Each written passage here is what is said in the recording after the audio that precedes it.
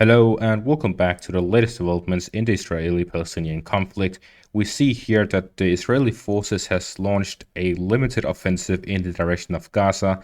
This is unlike what we have seen in the past two nights where the Israelis launched night raids. This one is much larger than what we have seen so far. It started off with the Israelis cutting all of the communication within the Gaza Strip, after which they launched a massive air raid where they bombarded the whole Gaza Strip, as is seen in this picture right here and these videos that follow.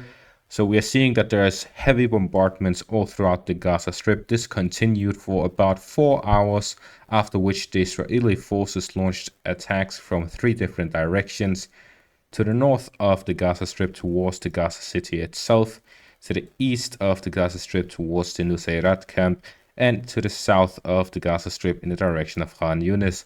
So these 3 areas were heavily assaulted by Israeli soldiers and tanks. And so far, there's been reported heavy clashes between the Hamas soldiers and the Israeli forces. Both of these factions are fighting heavy fights as they face off against each other. The Israeli forces are likely looking here for an assault that prepares for their main ground offensive. According to the Israeli defense spokesperson, this is not the main ground offensive, this is in preparation of it. And if we look at the gains they've made so far, we're seeing that they are trying to advance towards the city areas. They're trying to push the Hamas fighters away from the outskirts of the cities towards the city itself. And that is what we're seeing is a result of the storming of the Gaza positions by the Israeli forces. We're seeing that they're trying to push them away from the fields to the north of the Gaza city in the eastern direction of Burej, where we're seeing that it is less populated compared to other areas. And this is likely an attempt to cut off Gaza from the Nusayrat camp and Burej here to the south of the city. And at the same time, we're seeing fighting by the northeast of Khan Yunis. These are likely operations to pressure the Palestinian forces and prevent them from moving northwards to assist the Palestinian forces here in the Gaza city. So essentially what we're seeing is that the Israeli forces are launching a multi-role operation where they're trying to bombard Palestinian positions all across the Gaza Strip and then pressure them in the northern parts by launching assaults, and in the southern parts by keeping them there to prevent them from reinforcing the north. This is all an attempt to isolate the Palestinian forces in the north. However, they also report that the Palestinian tunnels go as deep as 70 meters underground and covers about 500 kilometers. So it is one of the largest tunnel networks in the whole world, and the Palestinians are actively using these to move between the north and southern parts of the Gaza Strip. Essentially what we're seeing is this is a major offensive, but not the main one, as the Israeli forces are making use of the numerical superiority to attack the Hamas fighters in 3 different directions, spreading them out and pressing them on all sides. We also see that this was all an attempt to catch the Hamas fighters off guard by continuously delaying this ground offensive, and now we're seeing the initial parts of the offensive taking place. I'll be linking to my full analysis that I did a couple days back in the description and is the pinned comment to get a better insight on what is actually happening and my full analysis on that. So the current situation is that the Israeli is ongoing with an offensive operations that started this night, where they are launching multiple attacks on multiple axes against the Gaza forces. They're launching attacks with air forces, followed by an assault with infantry and tanks to try and get a foothold within the Gaza Strip. The past 2 nights where we saw night assaults by the Israeli forces that were infantry and tanks that were following armored bulldozers creating a path in northern Gaza is likely to create the initial stages and the preparations for this ground assault, where we're now seeing them entering in the northern parts from the checkpoint areas.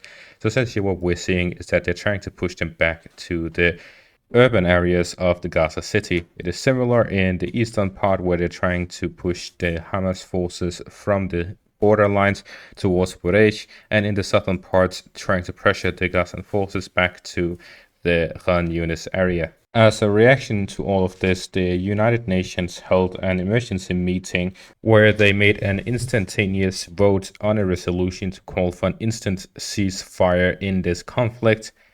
The resolution passed with 120 votes, which is exactly 2/3, which is necessary for a resolution to pass, and as such, it is an official resolution adopted by the United Nations. The Israelis reacted to it, saying they will not uphold it, and therefore the fighting will continue, and according to the Israeli forces, they will continue until all of Hamas is destroyed. This is a major cause and risk for escalation, as we are now seeing as a result of this limited ground assault on Gaza. Most Muslim countries in the region, including Jordan, Lebanon, and Turkey, are having major demonstrations all across the countries. In Turkey specifically, there's heavy demonstrations where the population is launching fireworks into the Israeli embassy, and there's a lot of anger on the streets as they call for help and assistance to Gaza and the population there. Hamas is of course not taking all of this lying down. They're facing off against the Israeli forces and heavy clashes are taking place. They claim to already have destroyed 20 Israeli tanks in this assault, and more fighting is taking place as we speak. There's heavy clashes between the Israeli and Hamas forces, especially in the northern parts, but also here in the eastern and central parts of the Gaza Strip. This is all taking place as the Israeli forces are trying to push through the Palestinian defenses in the cover of their air support, but the Palestinians have heavy fortifications prepared and many tunnels, allowing them to withstand the Israeli airstrikes and still be able to fight back. The cutting of communications are posing a whole nother risk at the civilian population in Gaza, as the humanitarian organizations are losing contact with each other and the civilian population is unable to call emergency services to be able to help the civilian casualties resulting from the airstrikes, and as such we're seeing and going to see a lot more civilian casualties this night than any of the nights before. So as a result of this and the increased civilian casualties, we're seeing an increasing risk of escalation between the Israeli-Gaza conflict and the surrounding countries. The United States has sent approximately 2 additional aircraft carriers to the Mediterranean Sea, and they already have about 2 in the Arabian/Persian Gulf to the east and south of Iran. And with that, they have approximately 4 aircraft carriers in the Middle East. This is a huge escalation on the United States part, as it is essentially half of their fleet in the Middle East. This combined with the threat that if any other countries get involved, then the United States will support Israel directly with military aid and the use of their aircraft carriers to defend the Israeli airspace. So the current situation is extremely dangerous, as there is risks of a major regional war unfolding in this direction, and the Israeli refusal of the ceasefire demanded by the United Nations means that this conflict will not end, as the Israelis have doubled down on their goals, which is to essentially destroy all of Hamas. To get a full and complete overview of the whole situation, make sure to check out the video which will be on the screen right now, where I analyze the whole situation as well as previous wars where the Israelis have launched invasions against both Lebanon and Gaza.